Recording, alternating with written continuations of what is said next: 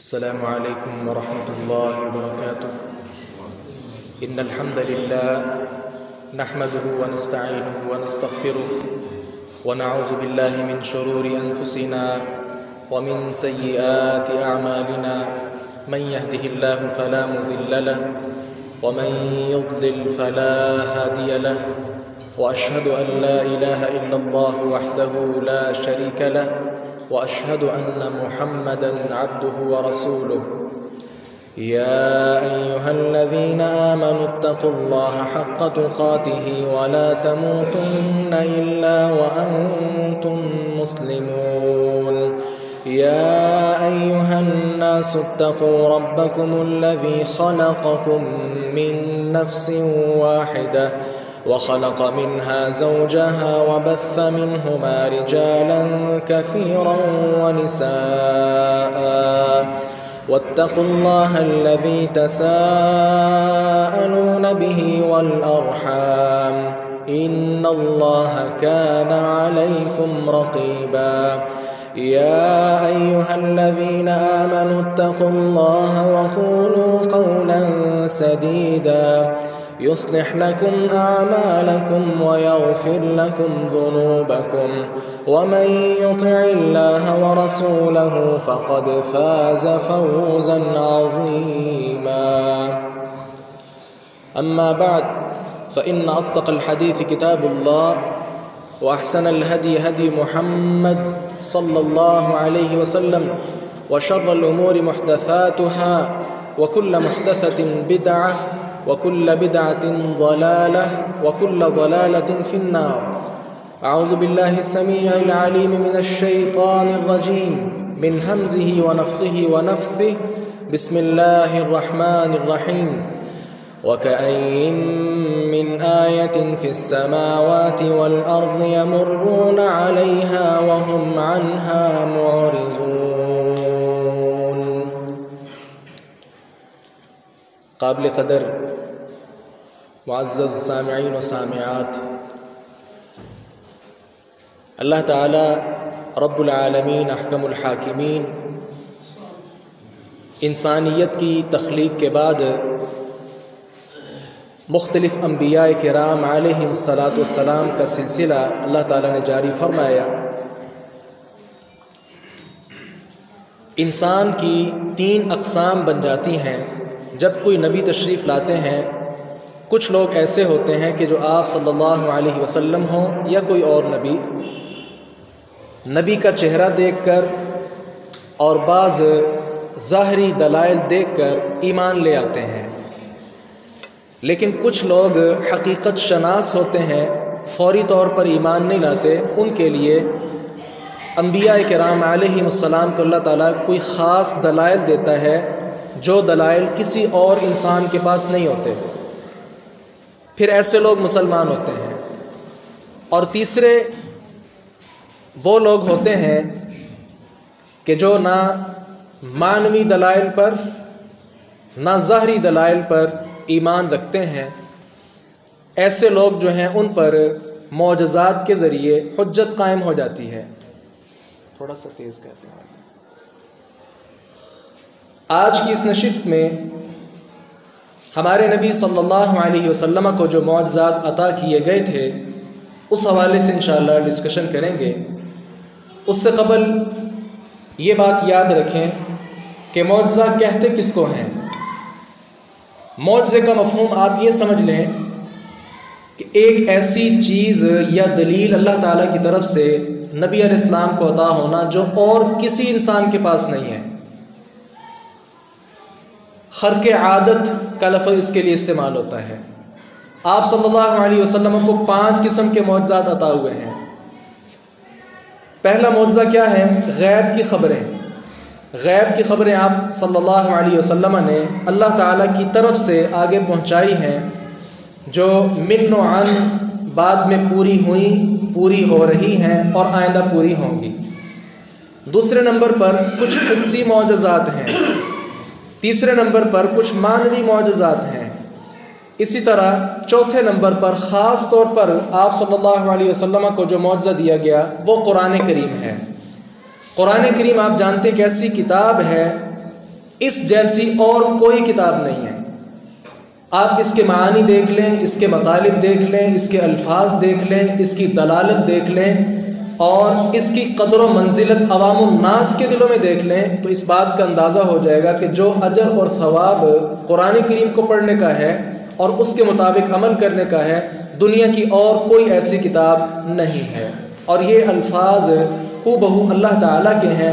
تو یہ ایسا آدمی جو بالکل ان پڑھ ہے، کسی یونیورسٹی میں نہیں پڑھا، کسی کالج سے تعلیم حاصل نہیں کی، کوئی بہت زیادہ ادیب اس کے اساتذہ نہیں ہے، بالکل سادہ سا یتیم بچہ جب بڑا ہوتا ہے، اللہ تعالیٰ اس کو ایسی کتاب عطا کرتا ہے کہ رہتی دنیا تک یہ کتاب سارے کے سارے مصنفین کے لیے اور محققین کے لیے ایک بہت زبردست چیلنج ہے۔ تو یہ آپ کا سب سے بڑا معجزہ ہے۔ اسی طرح 5ویں نمبر پر آپ کو جو معجزہ دیا گیا وہ ہے اسراء و معراج۔ آپ کو جو سیر کروائی گئی آسمانوں کی اور اسی طرح بیت المقدس لے جایا گیا، تو یہ آپ کو 5 قسم کے معجزات ملے ہیں۔ معجزات کے بارے میں ہمارا موقف رائے کیا ہونی چاہیے، اس کے متعلق یہ یاد رکھیں، جو معجزے رسول اللہ صلی اللہ علیہ وسلم کو اللہ تعالیٰ نے عطا کر دیے، من و عن، بغیر کسی تردد کے ان تمام معجزات پر ایمان رکھنا یہ ہر انسان پر لازم ہے۔ اور دوسرے نمبر پر یہ یاد رکھیں کہ ان معجزات کے ساتھ نبوت و رسالت کو بہت زیادہ فائدہ ہوا۔ کچھ لوگ ایسے ہیں جو معجزات دیکھ کر مسلمان ہوئے۔ پہلے گزارش کر چکا ہوں کہ 3 قسم کے لوگ ہوتے ہیں۔ ان میں سے دوسری قسم والے لوگ کون ہیں کہ جو خاص دلائل دے کر اسلام کو قبول کرتے ہیں۔ لہذا اختصار کے ساتھ رسول اللہ صلی اللہ علیہ وسلم کو جو معجزات ملے ان کا ذکر آپ کی خدمت میں کر رہا ہوں۔ اس سے پہلے یہ یاد رکھیں کہ ان تمام معجزات کا تعلق صحیح بخاری اور صحیح مسلم جیسی مستند کتابوں کے اندر موجود ہے۔ تو یہ وہ دلائل ہیں کہ جس کے ساتھ آج بھی انشاءاللہ جو کفار ابھی بھی رسول اللہ صلی اللہ علیہ وسلم کے توہین آمیز خاکے بنا رہے ہیں، آپ علیہ السلام کی شان میں گستاخیاں کر رہے ہیں، تو جہاں ان کے لیے یہ خوبصورت جواب ہے، وہاں اہل اسلام کے دلوں میں مزید اطمینان اور مضبوطی پیدا کرنا ہے کہ ہم نے ایسے نبی کا کلمہ پڑھا ہے جو واقعی اللہ تبارک و تعالیٰ کی طرف سے رسول اور پیغمبر بنا کر بھیجے گئے تھے۔ سب سے پہلا معجزہ کیا ہے؟ رسول اللہ صلی اللہ علیہ وسلم کے لعاب دہن میں اللہ تعالیٰ نے اتنی شفا رکھی ہے کہ اس لعاب کے ساتھ ہی اللہ تبارک و تعالیٰ اپنے حکم کے ساتھ اپنے بندوں کو شفا یاب کر دیتا تھا۔ خیبر کا موقع ہے، خیبر کا قلعہ فتح نہیں ہو رہا، رسول اللہ صلی اللہ علیہ وسلم نے ارشاد فرمایا لأعطین الرایہ غدا رجلا یفتح علی یدی یحب اللہ ورسولہ، میں کل ایک ایسے آدمی کو جھنڈا دوں گا کہ جو جہاد کرے گا اور اس کے ہاتھ پر یہ قلعہ فتح ہوگا۔ وہ ایسا آدمی ہوگا جس کے ساتھ اللہ اور اس کے رسول محبت کرتے ہیں اور وہ بھی اللہ اور اس کے رسول کے ساتھ محبت کرتا ہے۔ جب کل کا دن ہوا سب انتظار میں تھے کہ وہ خوش قسمت کون ہو سکتا ہے۔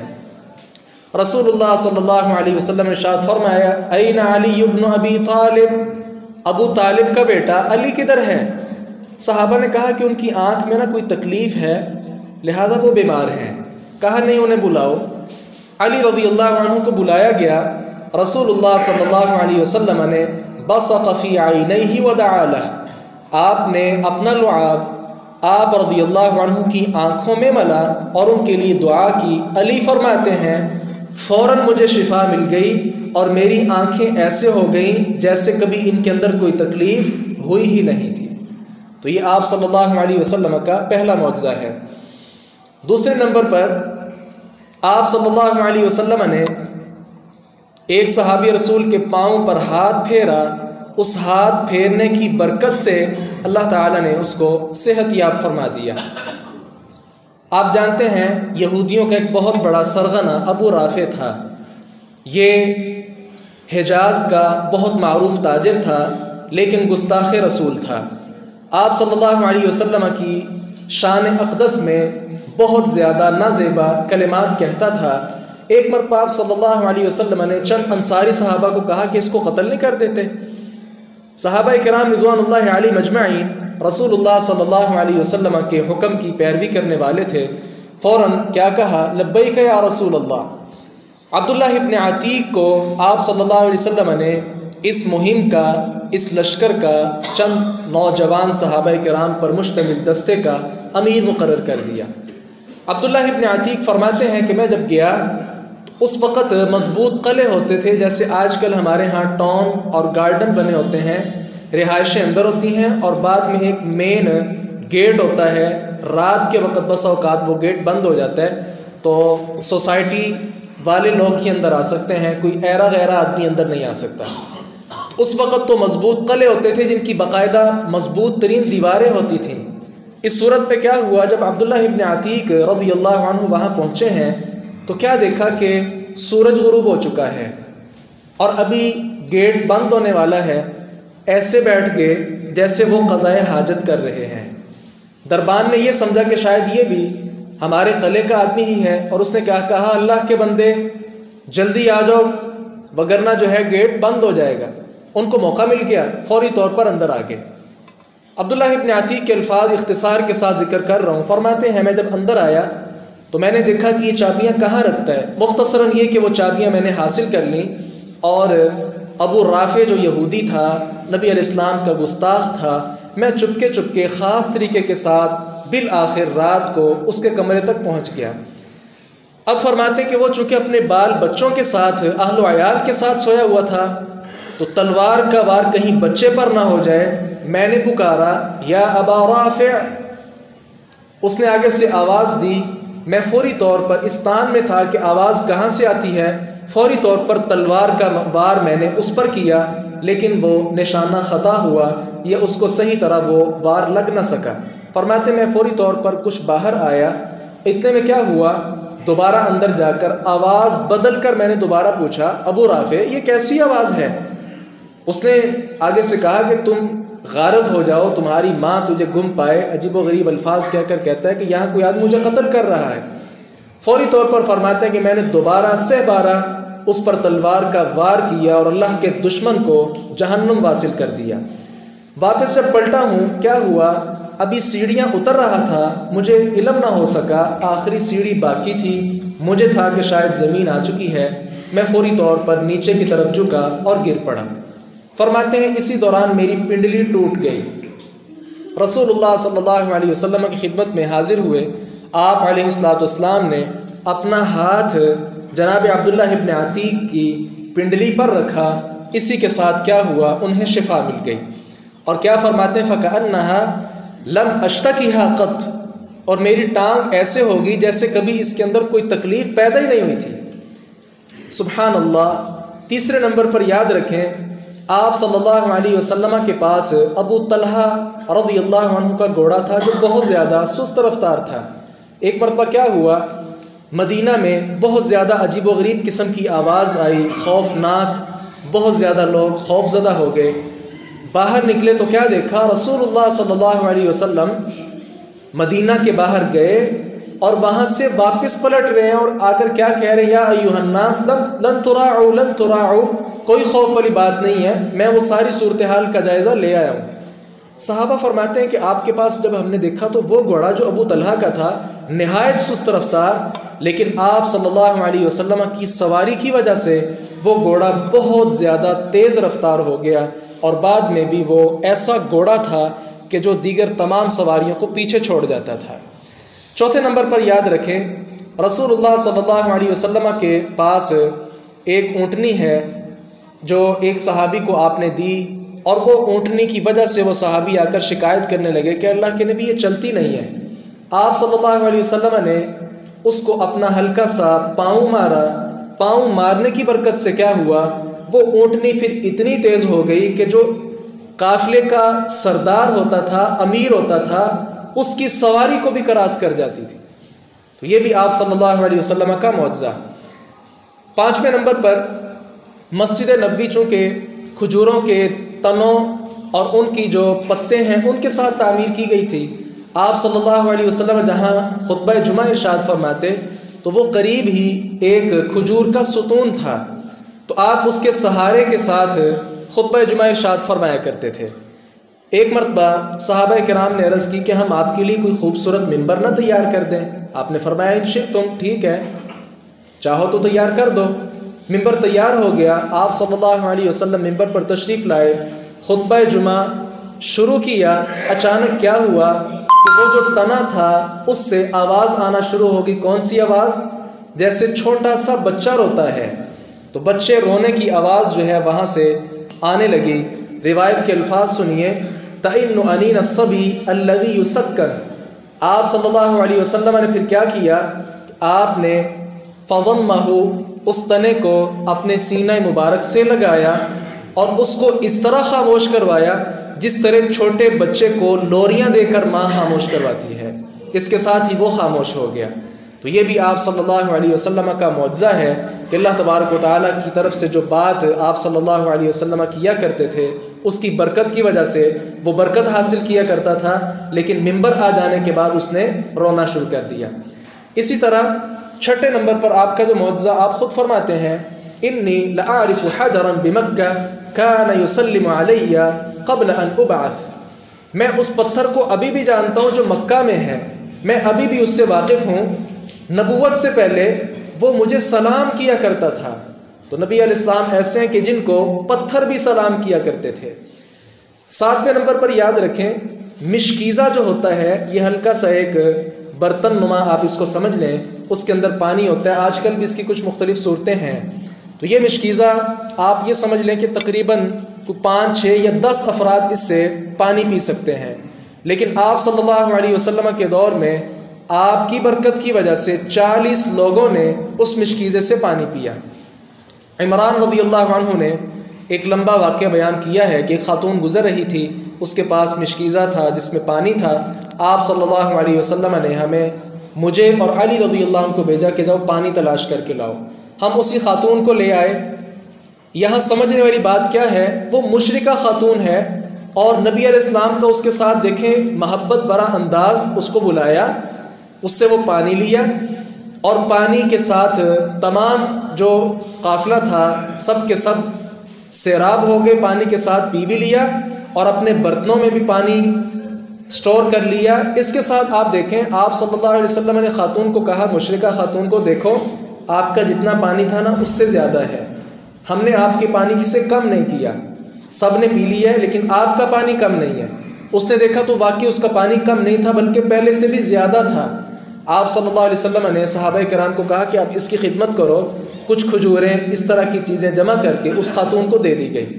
وہ خاتون جب واپس پلٹتی ہے، سمجھنے والی بات یہاں یہ ہے، اس معجزے کی برکت کے ساتھ کیا ہوا، خاتون نے اپنے تمام قوم سے کہا کہ وہ جو آدمی ہے نا جس کو ہم کہتے ہیں وہ صحابی بے دین ہو گیا، وہ تو اللہ کا نبی ہے۔ اور اس نے ساری صورتحال بیان کی اور ساتھ پھر کیا کہا، میری قوم کیا ہم مسلمان نہ ہو جائیں؟ ساری کی ساری قوم اس ایک واقعہ کی برکت سے دائرہ اسلام کے اندر داخل ہو گئی۔ تو یہ انشاءاللہ یہ معجزات کا تذکرہ اس لیے ہو رہا ہے کہ آپ ان باتوں کو سمجھیں اور آگے پھیلائیں۔ انشاءاللہ آج بھی لوگ آپ صلی اللہ علیہ وسلم کے معجزات کو سن کر یقینی طور پر مزید اسلام کی طرف آئیں گے، اور جو لوگ غیر مسلم ہیں ان کے لیے بھی اسلام میں آنے کا ایک یہ بہت بڑا ذریعہ ہے۔ 8ویں نمبر پر آپ کا جو معجزہ ہے وہ یہ ہے، ایک مرتبہ انس بن مالک فرماتے ہیں کہ پانی بہت کم تھا، آپ صلی اللہ علیہ وسلم نے اپنا ہاتھ مبارک برتن میں ڈالا۔ انس بن مالک کے الفاظ ہیں، فرماتے ہیں میں نے اپنی آنکھوں کے ساتھ دیکھا آپ صلی اللہ علیہ وسلم کی جو انگلیاں ہیں وہاں سے پانی کے چشمے پھوٹ رہے تھے، اور اس کے ساتھ سارے لوگوں نے جو ہے وہ پانی حاصل کیا۔ اسی طرح وہ دودھ کی مثال بھی آپ جانتے ہیں، ابو ہریرہ رضی اللہ عنہ، وہ لمبا واقعہ ہے، اختصار کر رہا ہوں، کوشش ہے زیادہ چیزیں بیان ہو جائیں۔ ابو ہریرہ رضی اللہ عنہ بہت زیادہ پیاس لگی ہوئی ہے، پیاس کی شدت کے ساتھ فرماتے ہیں کہ میں اس راستے پر بیٹھ گیا جہاں سے صحابہ کا گزر ہوتا تھا۔ ابو بکر گزرے تو میں نے کہا کہ قرآن کریم میں جو اللہ تعالیٰ نے مساکین کے حق میں فرمایا ہے یطعمون الطعام علی حبہ مسکینا ویتیما واسیرا، اس آیت کا مطلب کیا ہے؟ انہوں نے معنی بیان کیا اور چل دیے۔ ابو ہریرہ کا مطلب کیا تھا کہ میں بیان کروں گا اور وہ میری حالت سمجھ جائیں گے کہ اس کو پیاس لگی ہے، بھوک لگی ہے، تو وہ میرے لیے کچھ انتظام کریں گے، لیکن وہ آیت کا معنی بتا کر گزر گئے۔ عمر ابن خطاب آئے، آیت کا معنی بیان کر کے گزر گئے۔ تیسرے نمبر پر رسول اللہ صلی اللہ علیہ وسلم تشریف لائے۔ ابو ہریرہ نے کہا کہ اس آیت کا کیا مطلب ہے؟ آپ نے فرمایا میں سمجھ گیا ہوں، اس کا مطلب یہ ہے میرے ساتھ آ جاؤ۔ آپ انہیں ساتھ لے آئے، گھر تشریف لائے۔ آپ نے پوچھا کہ یہ پیالہ کہاں سے آیا ہے، دودھ بھرا پیالہ؟ کہا گیا کہ یہ فلاں صحابیہ نے آپ کی خدمت میں پیش کیا ہے بطور ہدیہ، اسے قبول فرما لیں۔ آپ نے ابو ہریرہ کو کہا کہ جاؤ صفہ والے جو ہیں نا، جو آپ صلی اللہ علیہ وسلم کے پاس صحابہ پڑھتے تھے، کہا ان کو بلاؤ۔ ابو ہریرہ فرماتے ہیں کہ مجھے نا یہ بات عجیب سی لگی کہ وہ تھوڑا سا دودھ ہے، آپ فرماتے ہیں کہ ان کو بلاؤ، اگر وہ پی لیں گے تو میں پھر بھوکا رہ جاؤں گا۔ لیکن چونکہ آپ صلی اللہ علیہ وسلم کی مطیع اور فرما بردار ہیں، سبحان اللہ، فرماتے میں نے تمام صحابہ کو بلایا، آپ نے فرمایا کہ ان کو پلاؤ، ایک ایک کو پلاتا رہا، حتیٰ کہ سارے صحابہ کرام اہل صفہ سیراب ہو گئے۔ نبی علیہ السلام نے وہ پیالہ پکڑا، ابو ہریرہ کو کہا اقعد، بیٹھیے، اور پھر آپ نے فرمایا پیئے۔ ابو ہریرہ فرماتے میں نے پیا، آپ نے کہا اور پیو، اور پیا، کہا اور پیو، حتیٰ کہ آپ کہتے ہی گئے اور پیو۔ فرماتے ہیں کہ جب آپ نے پھر کہا نا تو میں نے کہا اب تو گنجائش بھی نہیں ہے۔ آپ صلی اللہ علیہ وسلم نے پھر وہ پیالہ پکڑا اور جو باقی دودھ بچ گیا تھا وہ خود نوش فرما لیا۔ اب دیکھیں یہ بھی آپ صلی اللہ علیہ وسلم کا بہت عظیم معجزہ ہے کہ تمام صحابہ کرام اس دودھ سے، وہ جو ایک پیالے کے اندر ہے، سیراب ہو چکے ہیں، اور آپ صلی اللہ علیہ وسلم بعد میں وہ سارا دودھ نوش فرما رہے ہیں۔ اسی طرح 9ویں نمبر پر چشمے سے پانی بھی آپ صلی اللہ علیہ وسلم کی برکت کے ساتھ نکل آیا۔ جب آپ صلی اللہ علیہ وسلم نے صحابہ کو کہا تھا غزوہ تبوک پر نکلنے لگے نا، تو آپ نے کہا وہاں ایک کنواں ہے، چشمہ ہے، اس کے پانی کو ہاتھ نہیں لگانا۔ آپ جب وہاں پہنچے تو 2 آدمیوں نے ان کو ہاتھ لگا لیا ہوا تھا۔ آپ صلی اللہ علیہ وسلم نے ناراضگی کا اظہار کیا کہ میں نے آپ کو منع کیا تھا، آپ کو ہاتھ نہیں لگانا چاہیے تھا۔ پھر آپ نے کچھ پانی اس میں سے نکالا۔ صحابہ بیان فرماتے ہیں کہ وہ پانی جوتی کے تسمے کے برابر ہوگا، یعنی اتنا کم پانی تھا۔ آپ صلی اللہ علیہ وسلم نے پانی لیا اور اس کو جب دوبارہ اس کے اندر ڈالا گیا، صحابہ کرام فرماتے ہیں کہ وہ جوش مارنے لگا، سارے کا سارا وہ چشمہ پانی کے ساتھ بھر گیا، جس کے ساتھ ایک روایت میں 40,000 کے الفاظ ہیں اور دوسری میں 70,000 کے الفاظ ہیں۔ اتنے صحابہ کرام نے اس سے پانی پیا۔ تو یہ آپ صلی اللہ علیہ وسلم کا عظیم معجزہ ہے۔ اسی طرح 10ویں نمبر پر یاد رکھیں، ایک سا جو ہے، ایک ٹوپا، یہ بہت چھوٹا برتن بنتا ہے، اس سے 30 لوگوں نے حاجت اپنی پوری کی۔ عبد الرحمن بن ابی بکر رضی اللہ عنہ بیان فرماتے ہیں کہ آپ صلی اللہ علیہ وسلم نے پوچھا هل مع احد منکم طعام، کیا تم میں سے کسی ایک کے پاس کوئی کھانے پینے کی چیز ہے؟ اتنے میں کیا ہوا کہ ایک قریب سے آدمی گزرا جو کافر تھا اور اس کے پاس بکریاں تھیں۔ آپ نے فرمایا کہ یہ بیچنے کے لیے رکھی ہیں؟ اس نے کہا جی بیچنے کے لیے ہیں۔ آپ نے ایک بکری اس سے خرید لی۔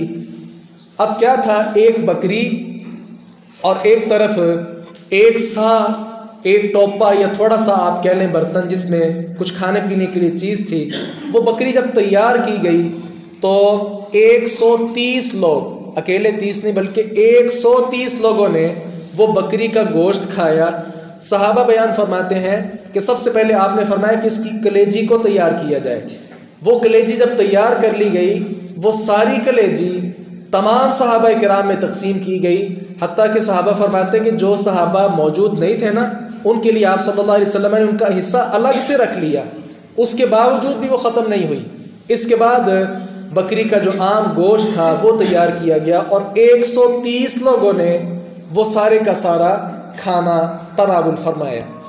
اسی طرح 11ویں نمبر پر یاد رکھیں، آپ صلی اللہ علیہ وسلم کا معجزہ ایک یہ بھی ہے، آپ کی برکت سے خالی برتن وہ اناج کے ساتھ بھر گئے۔ وہ کیسے؟ غزوے کا موقع ہے، کھانا بالکل ختم ہو چکا ہے، صحابہ کرام نے اجازت لی کہ کیا ہم اپنی سواریوں کو ذبح کر لیں؟ آپ نے فرمایا ہاں ٹھیک ہے۔ ادھر سے عمر ابن خطاب آئے، کہا اللہ کے نبی یہ مشورہ نہ دیں، اگر یہ سواریاں ذبح کر لیں گے تو واپس کیسے جائیں گے؟ آپ کیوں نہیں ایسا کرتے، انہیں کہیں کہ جتنا جس کے پاس کچھ کھانا ہے وہ لائے، اور اس میں آپ دعا کریں، اللہ تعالیٰ انشاءاللہ برکتیں ڈال دے گا۔ آپ نے فرمایا دسترخوان لایا جائے، دسترخوان بچھایا گیا، کسی کے پاس 2 کھجوریں ہیں، کسی کے پاس 3 ہیں، کسی کے پاس مٹھی بھر ہیں، وہ سارے کا سارا اناج وہاں رکھا گیا۔ آپ صلی اللہ علیہ وسلم نے دعا کی برکت کے ساتھ سارے لوگوں نے کھانا بھی کھا لیا، اور اس کے ساتھ ساتھ اپنے جو برتن ہیں وہ بھی سارے انہوں نے بھر لیے۔ 12ویں نمبر پر یاد رکھیں کہ 10 آدمیوں کا کھانا 3000 لوگوں کو کافی ہو گیا۔ سبحان اللہ۔ جابر ابن عبداللہ رضی اللہ عنہ کی معروف روایت ہے، اشارہ کر رہا ہوں، غزوے کا موقع ہے، بہت زیادہ شدید بھوک کے ساتھ نبی علیہ السلام تمام صحابہ نڈال ہیں۔ جابر کے پاس ایک بکری کا بچہ تھا اور کچھ گھر میں آٹا تھا۔ فوری طور پر انہوں نے اپنی اہلیہ سے کہا کہ یہ تیار کرو، رسول اللہ صلی اللہ علیہ وسلم کو شدید بھوک لگی ہوئی ہے۔ اتنے میں اس نے تیار کیا، اور ساتھ جیسے خواتین کی عادت ہوتی ہے، کہا جابر آج مجھے بدنام نہ کرنا، رسوا نہ کرنا، جتنا کھانا ہے نا اتنے لوگ لے کر آنا، 10 سے زیادہ لوگوں کو نہ لانا۔ جابر فرماتے ہیں میں رسول اللہ صلی اللہ علیہ وسلم کے پاس گیا اور جا کر کیا کہا کہ میری اہلیہ نے آپ کے لیے کھانا تیار کیا ہے اور کھانا کچھ زیادہ نہیں ہے، لہذا چند افراد کے ساتھ آپ تشریف لے آئے۔ نبی علیہ السلام یہ سننا تھا، کیا فرمایا؟ یا اہل الخندق ان جابرا قد صنع لكم طعام قد صنع لكم سورا فحي اهلا بكم۔ خندق والو سارے یہ خبر خیال سے سنو، یہ جابر نے آپ کے لیے کھانا تیار کیا ہے، آؤ تشریف لاؤ، اور اس کے گھر چلتے ہیں کھانا کھانے کے لیے۔ کیا دیکھا؟ وہ 3000 کا لشکر رسول اللہ صلی اللہ علیہ وسلم کے ساتھ آ گیا۔ وہ خاتون جابر رضی اللہ عنہ کی اہلیہ کہنے لگی، جیسے عام الفاظ میں آپ یہ کہہ سکتے ہیں کہ اب اتنے مہمان آ گئے نا، گھر میں کھانا کم ہے، اب خود ہی بھگتو، کیا کرنا ہے؟ رسول اللہ صلی اللہ علیہ وسلم نے فرمایا جابر میرے آنے سے پہلے ہنڈیاں نیچے نہیں اتارنی اور آٹا گوندنا نہیں ہے۔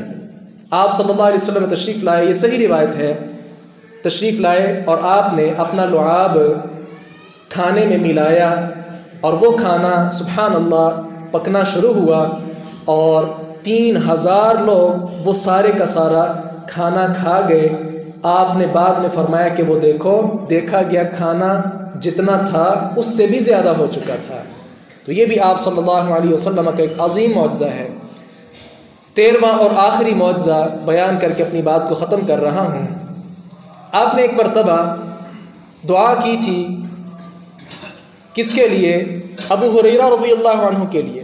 آپ نے کیا فرمایا کہ میں ابھی یہ بات جو اپنی کر رہا ہوں نا، ختم کرنے سے پہلے جو آدمی اپنا کپڑا اس کو سینے کے ساتھ لگا لے گا، اس سے کبھی بھی کوئی بات نہیں بھولے گی۔ ابو ہریرہ فرماتے میں نے ایسا کر لیا، اور اس کے بعد کبھی بھی مجھے کوئی بات نہیں بھولی۔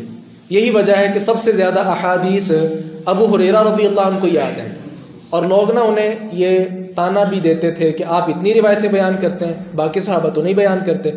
تو پھر ابو ہریرہ فرماتے ہیں کہ میں یتیم آدمی تھا، غریب آدمی تھا، مسکین تھا، لوگ تو منڈیوں میں مگن ہوتے تھے، میں ہر وقت آپ کے پاس بیٹھا رہتا تھا، اور پھر آپ صلی اللہ علیہ وسلم کی اس دعا کی برکت کے ساتھ کیا ہوا کہ مجھے ہر چیز الحمدللہ یاد ہے۔ اس کے ساتھ 14واں ایک اور واقعہ بھی یاد آ گیا جو صحیح سند کے ساتھ موجود ہے، وہ بھی سماعت فرما لیجئے۔ آپ صلی اللہ علیہ وسلم نے ایک مرتبہ سعد بن ابی وقاص رضی اللہ عنہ کے لیے دعا کی تھی۔ دعا کیا کی تھی؟ اللہم استجب لسعد اذا دعاک، یا اللہ یہ سعد جب بھی دعا کرتا ہے نا، اس کی دعا کو قبول کرنا۔ ہوا کیا؟